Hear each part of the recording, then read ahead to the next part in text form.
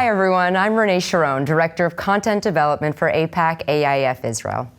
Today, I'm truly honored to be joined by a very special guest.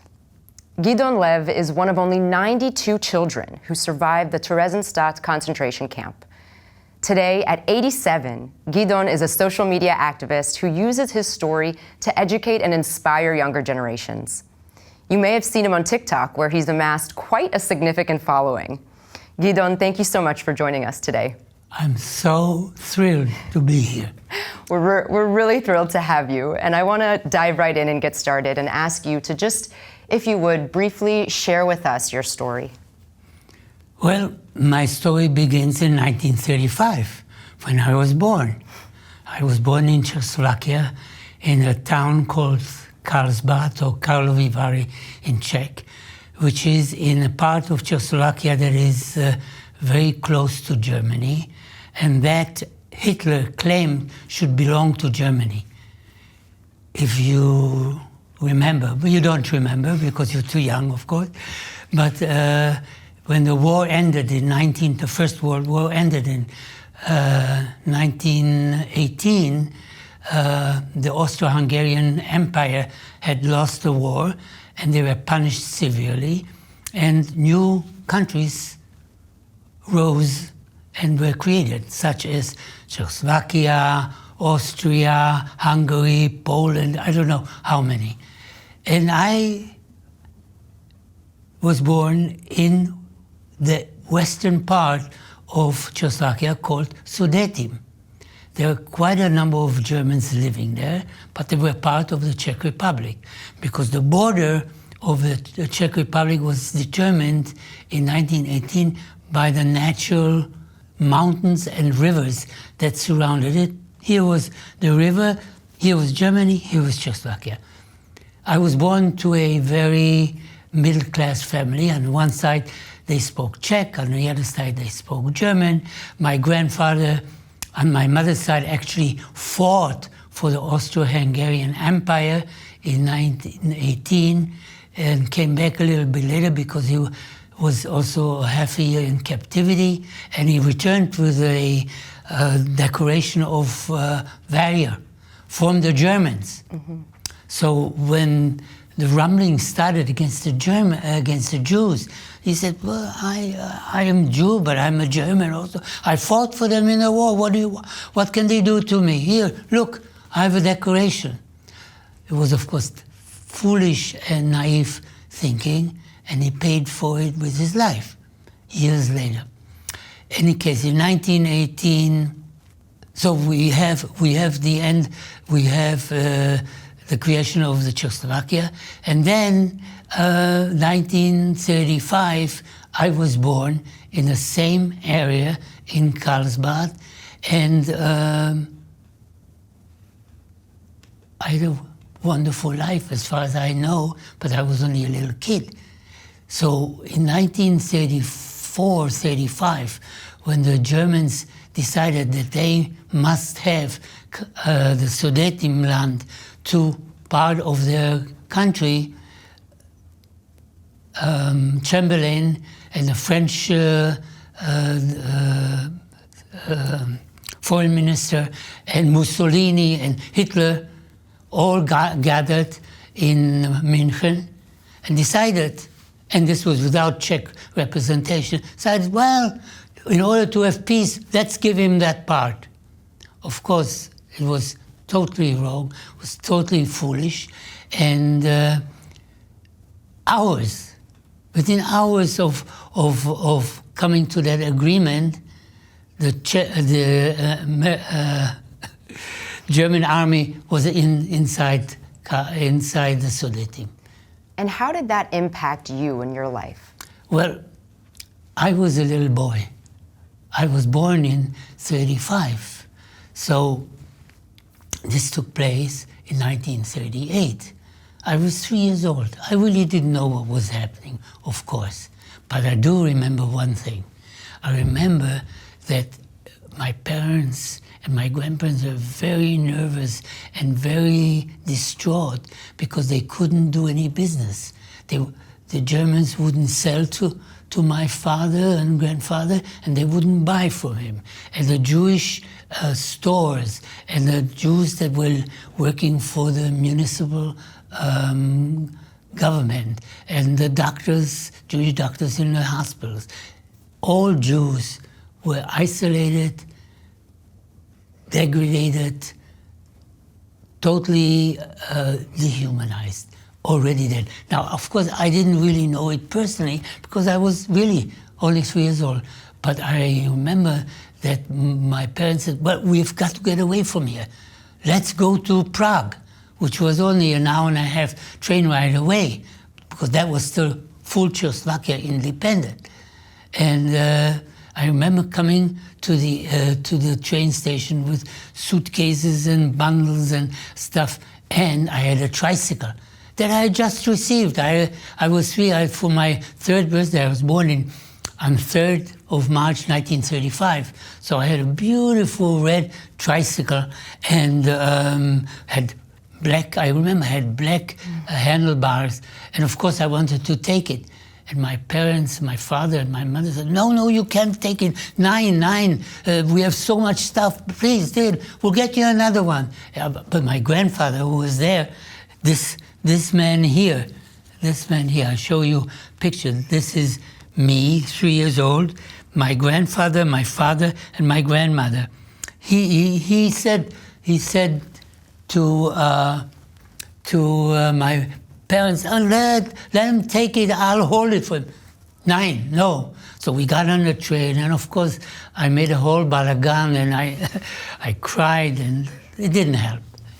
We arrived in Prague, and they had rented an apartment on the 3rd floor on a street that I remember to this day. It's called Italska 7. Which means Italian street number 7, very close to the center of Prague.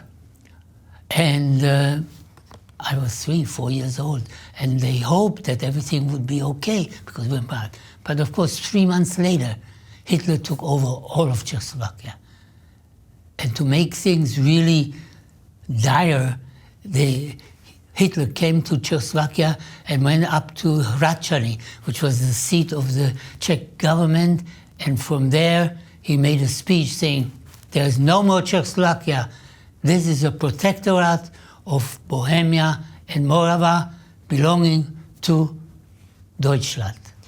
And how old were you when you were taken to Theresienstadt concentration camp?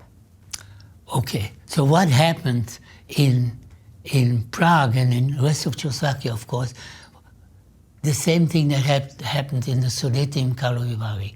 Jews were isolated, degraded. They had to wear this Star of David. It says Jude, to be right here. And interesting, this was my mother's. It's the original one from Nazi Germany? Original as possible. Wow. We had not, to make things really dire, we had to buy these. So my mother figured out, I'll use a pin, here you can see it, this is the original, and because we don't go in the same clothing every day, so we change. So she said, okay, today you put it on this coat, tomorrow on this shirt. Every day we changed shirts, clothing with it. I didn't have to wear it because I was too small. I was 4 years old, 5 years old, 6 years old. And the Germans started a whole system of degrading and humiliating and isolating Jews from the rest of the population.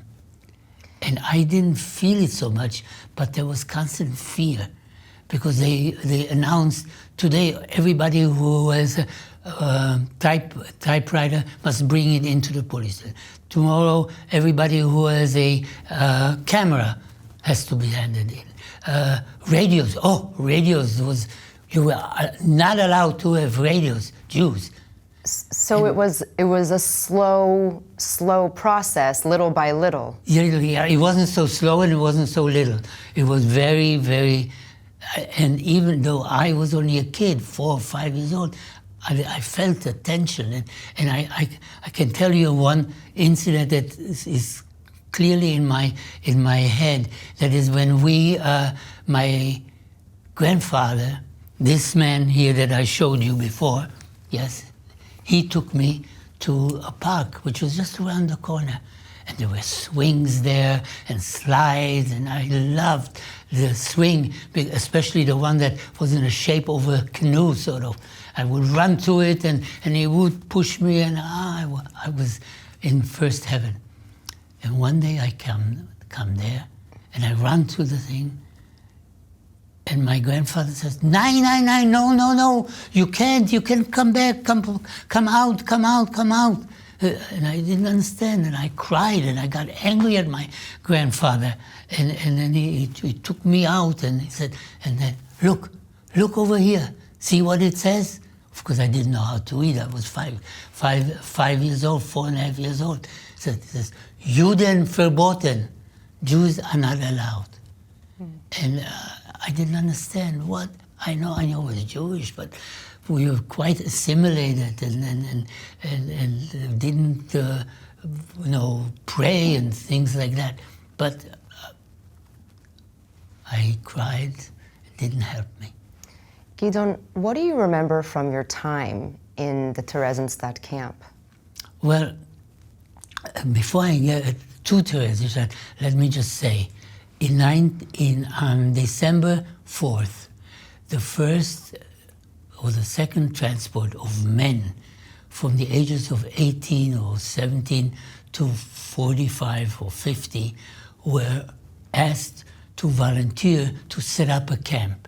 Now, the Germans didn't say this is a concentration. They said it was resettlement. Resettle the Jews from here to there. In other words, they wanted to empty the entire country of Jews and put them in certain places. And Theresienstadt was one of those places. And on December the 4th, 1941, I was not yet 6 years old, my father and my grandfather came to the hospital. I was in a hospital because I had my tonsils out and I couldn't even speak. And I remember that my grandfather and my father come to the hospital and they brought me ice cream because that was the only thing I could eat because it hurt, I couldn't speak. And they explained to me, or tried to explain to me, oh, we're going to a new place and your mom and you are going to follow us. What did I understand, really? And 10 days later, on December the 14th, and I have documents, it's all documented, my mother and I were asked to report to the train station, which in my memory seems like a huge place, like a Grand Central Station in New York. Of course it wasn't. But because we were many children and mothers with suitcases and blankets and everything crowded on a huge, dirty old floor in the train station, waiting to be sent to Theresienstadt. And it was, I remember, it was cold. It was December. Czechoslovakia is freezing cold in December. And 2 days later, they put us on a train, crowded, and we arrived at the Theresienstadt concentration camp. Now, once again, they called it resettlement camp. They didn't call it concentration camp. And they had promised to the men that were sent there first that the children and their wives would be reunited with the men. But it was bluff. In plain language, bullshit. Because they told us the next morning when we arrived, look out the window. You'll see your mothers, you'll see your fathers and your grandfathers marching by. Just look at 6 o'clock. And I remember we were all put mothers and little children were put in one big barracks, 3 floors of the central court in the middle, and we all got up at 6 in the morning, especially us kids, and rushed to the window, which was about that size, and there were bars on the window, and we saw the men marching by 5 abreast, and the German soldiers marching with them. And some of us saw our fathers, and we called Ernst, Pavel, Misha, but they were not allowed to look. They were not allowed to look up to see their kids. And Misha, if somebody did look, he was hit with the butt of a rifle. You know, Gidon, your story really resonates with me in a very special way, because I told you this when we spoke last time. Yes. My family came from Czechoslovakia, and I didn't hear your whole story, but so many points from what you just said correlate with what I grew up hearing from my grandfather, including the fact that he told us that all of his family, he was the only one that came here, his family, and the rest of his family perished in Theresienstadt camp. So, you know, your story is so meaningful for so many people, but for me personally as well. And I want to ask you about the book, because The True Adventures of Gidon Lev, your book sitting right here, it basically tells your whole life story. And the full title is The True Adventures of Gidon Lev, Rascal, Holocaust Survivor, and Optimist. And I want to ask you about those last 2 descriptions. You've lived through tremendous hardships. How do you maintain such a sense of optimism and positivity? Well, you're not the first one to ask that. Believe me, for a number of years since living in Ramat Gan, I was invited to speak in front of students, high school students, at Thelma Yellin School, because one of my grandchildren was there. And one of the questions was, how do you manage to be positive still? I think partially it is within my nature, it was within my nature. And partially it is, children don't want to die. Children want to live. And sometimes under the most horrific conditions, we struggle, we try to find things that we can do and let's say, find even food. I mean, one of the things, of course, in Theresienstadt was that we were hungry all the time, all the time. I don't know if you can imagine you are hungry, you go to the fridge, you open, you take a piece of bread or yogurt or something, and gamarnu, finished. But there was no fridge. There was no place to go get food. We were fed 1 slice of bread a day and a bowl of watery soup.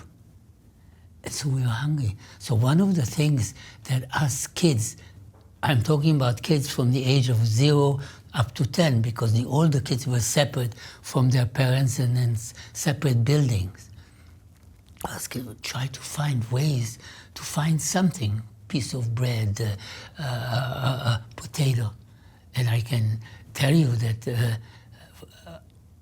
I was, I guess, in a way a rascal, because I said, okay, the Germans are bringing truckloads of potatoes. They spill them in the yard, and they're right there, right?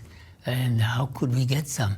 So the Germans put a soldier here, and a soldier here.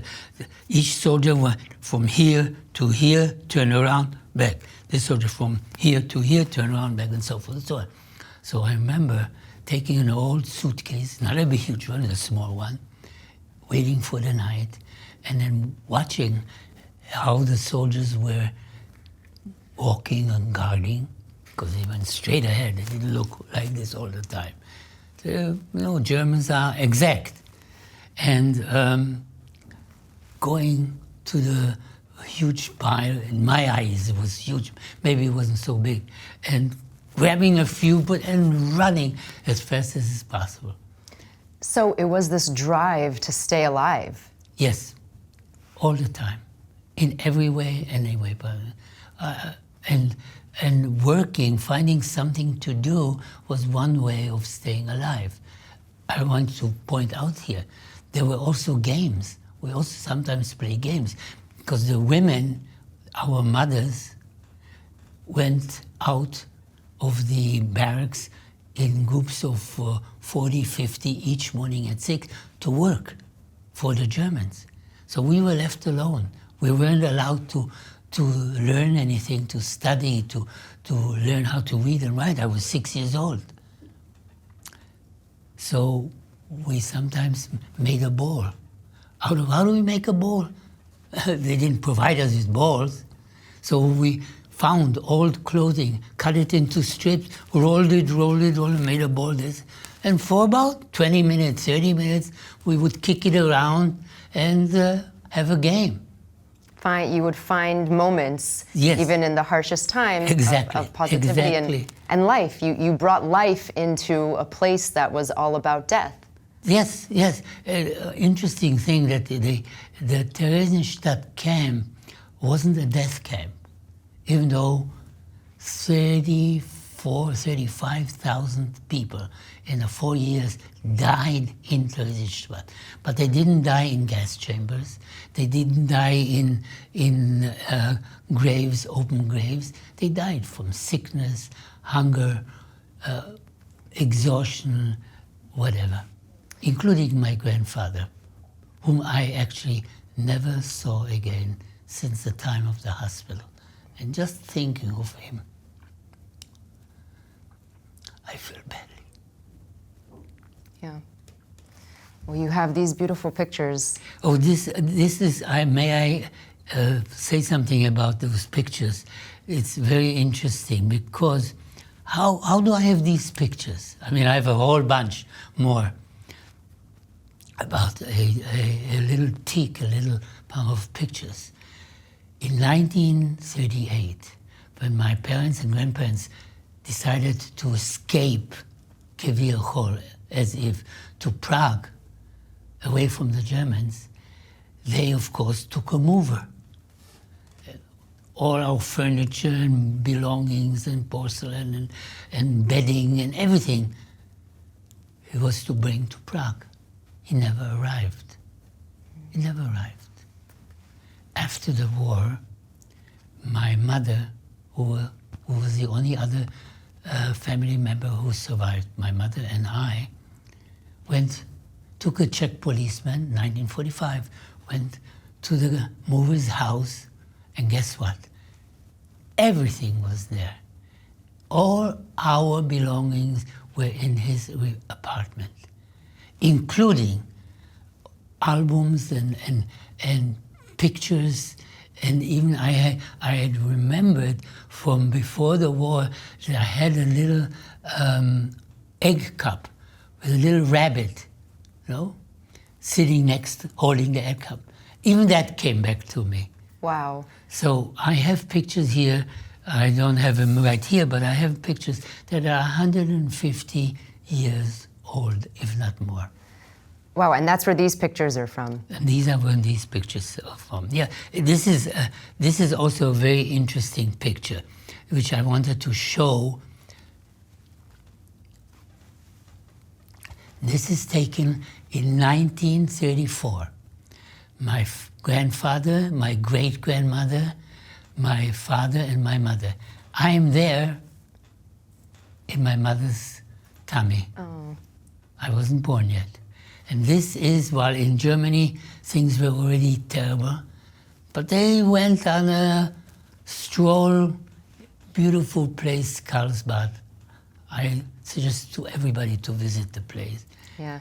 It still is beautiful today. And they were totally happy here and unperturbed and relaxed and thinking, oh, we are living here, we're not in Germany. They couldn't imagine what was yet to come. And this lady here on the side, my great-grandmother, she arrived in Theresienstadt in 1943, spent 3 months there, And then we saw her, and then she told us, I have to report to the train station tomorrow. And we went down to the train station, and in the corner, at the edge of the train station, stood this fine, gentile woman, 83 years old, in a lovely black long dress. And as my mother and I came there, and this is true in my memory, she said, well, why are you so worried? What can they do to me? I'm an old lady, I can't even work. That's true. But she didn't know she was being sent to Treblinka, where hardly anybody came back alive. Yeah. Just the thought of what they did, what she had to undergo, the humiliation, deprivation, inhumanity.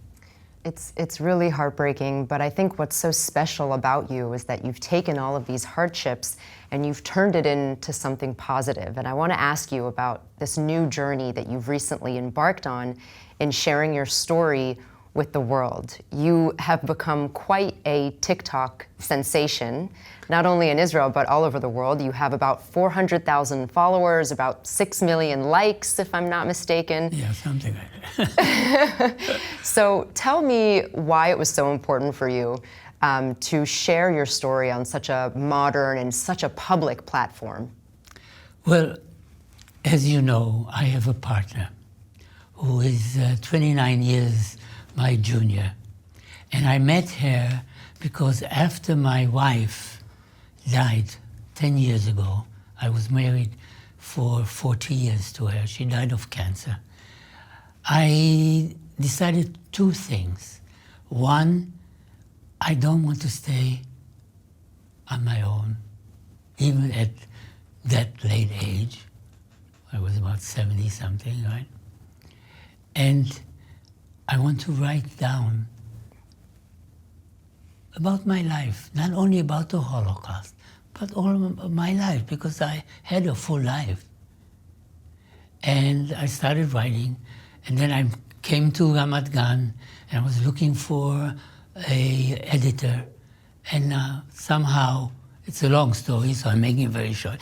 I met Julie, who first said, no, I can't do it because I don't know anything about the Holocaust and I do only fiction, But I was a little bit persistent, and I loved her outgoing and her smile and her humanity.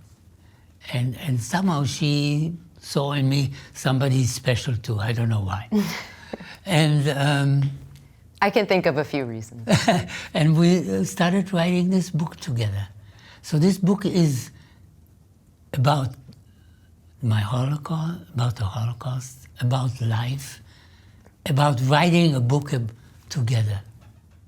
And I think we got to do the TikTok because Julie got the idea that maybe this is one way we could sell a few books, because we want to sell at least 1 million. We haven't gotten anywhere as close to that. But I really think it is a good book. And Kirkus Publishing also thought so. They gave us a prize in 2020. And so we started on this. And toch kedei kach, through it, we became, and I became, and Julie, more aware of what's going on.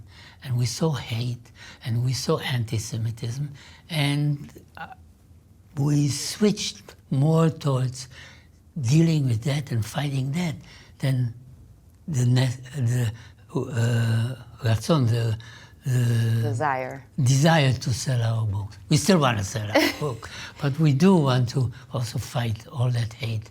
Yeah, you've really become an activist online, combating anti-Semitism and anti-Zionism all around the world through social media. Tell me where you get the strength to confront these people. I think I get the strength is partially because I belonged for something like 10 years to a Shomer HaTziyur, very Zionist, socialist movement. And it became the center of my life. And I saw that first I was just a member, ordinary member, then I became a madrich, a counselor. I went to summer camps, and my commitment to Israel and to making it a good country for all of us stuck with me. And to this day, I feel we deserve a country of our own. I'm totally committed to that. It doesn't mean that others can't live here too, but we deserve a country. Can you tell us a little bit about the responses that you've received from people on social media? There's so many responses, it's hard to tell. Look, I would say that 90%, it's all positive. They like me, they love me, they encourage me, they support me, there are some women say, I love you. I love you too. You're confronting hate with love. Yeah, that's right. Look, that's the only way to do it. We have to know this. We have to know this. I mean, living today in Israel, and I've lived here 63 years, I'm not isolated from what's happening. I'm very troubled with the hate and the killing. It only creates more hate. It destroys the person that does the hating. Yeah. Now, Gidon, correct me if I'm wrong, people even stopped you in the street. Is that right? Because of your sort of celebrity status? You're quite right. The day before yesterday, I was meeting with my one of my sons in Tel Aviv in a little restaurant, not in Tel Aviv, actually in Ramat Gan, in a little restaurant, neighborhood restaurant. And we parked the cars, one next to the other. Somehow we found parking right near it. And I start walking, and he started walking.